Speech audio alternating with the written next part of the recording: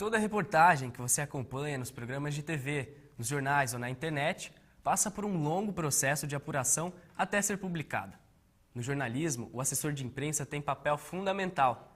É ele quem ajuda a abastecer as redações com informação. No entanto, cabe ao repórter checar, cruzar informações e descobrir interesses. O Imprensa em Debate de hoje vai discutir a relação entre o assessor de imprensa, o pauteiro e a escolha da notícia.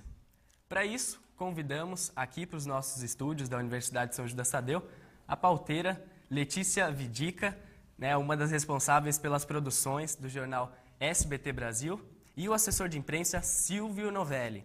Ele que tem uma empresa que leva o seu nome, Silvio Novelli Comunicações, que entre outros serviços presta também serviços para o selo Sesc, presta serviços para o Centro Cultural do Banco do Brasil e trabalha há 17 anos na área.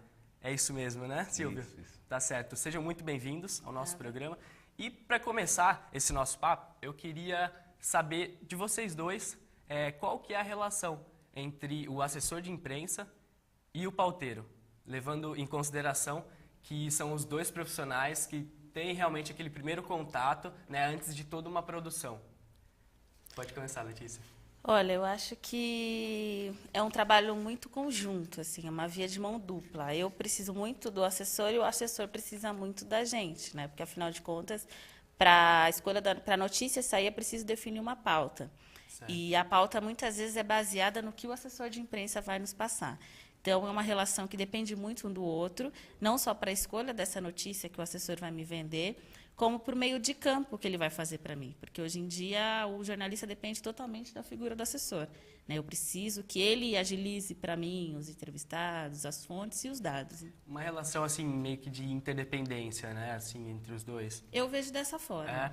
E você, Silvio, pensa da mesma maneira? É curioso, porque quando o trabalho da assessoria de imprensa implica em fazer um mailing para quem a gente tem a notícia praticamente em primeira mão. Então, eu tenho uma notícia, quer dizer, a gente trabalha com notícia e a notícia chega primeiro para o assessor de imprensa, normalmente. Eu tenho um grande evento que eu estou fazendo, então eu tenho todas as informações desse evento. Aí, ao formular para quem que vai essa notícia, a gente escolhe os pauteiros, que são aqueles que vão receber a notícia e vão tratar, enfim, vão levar para a reunião de pauta. O nosso trabalho, o trabalho de um assessor de imprensa, primeiro de tudo, a gente a figura do assessor de imprensa, graças a Deus, está mudando. Porque antigamente, enfim, eu estou falando antigamente porque eu já tenho 17 anos de trajetória, então eu já sei um pouco como era visto antes. Hoje não, hoje tem essa relação muito profissional do que se faz, do que um assessor de imprensa faz e da importância dele do outro lado do balcão, que a gente fala. Que é realmente levar o que tiver de informação, o que tiver de notícia dentro daquilo que a gente está fazendo, por exemplo, de um cliente que eu atendo, para que ele seja, enfim, espalhe, né? Que realmente repercuta. Certo. E como é que você faz essa divulgação, assim, por exemplo, através do quê? Então, assim, é realmente um trabalho de jornalismo. Por quê? Você tem que apurar a notícia.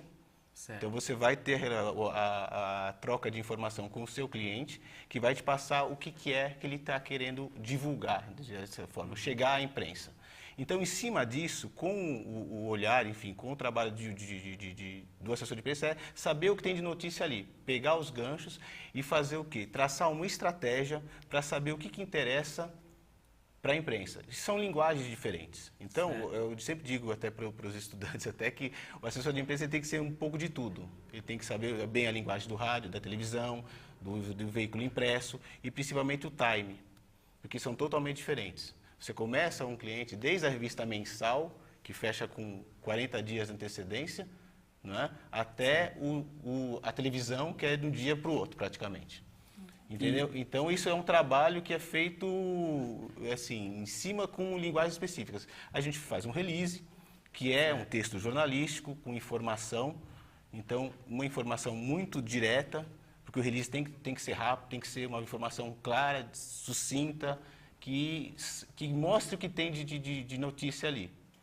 Certo. E vocês encaminham assim esse release, né, que é o texto jornalístico, né, que o assessor escreve, né, para encaminhar para os pauteiros, para as redações, Exatamente. né, Agora, o seguinte, vocês fazem uma separação de qual é o público-alvo, assim, de vocês, ou vocês disparam, assim, para uma agenda? Não, tem que ter uma estratégia. Tudo é pensado tudo é feito em cima de um planejamento. Certo. Então,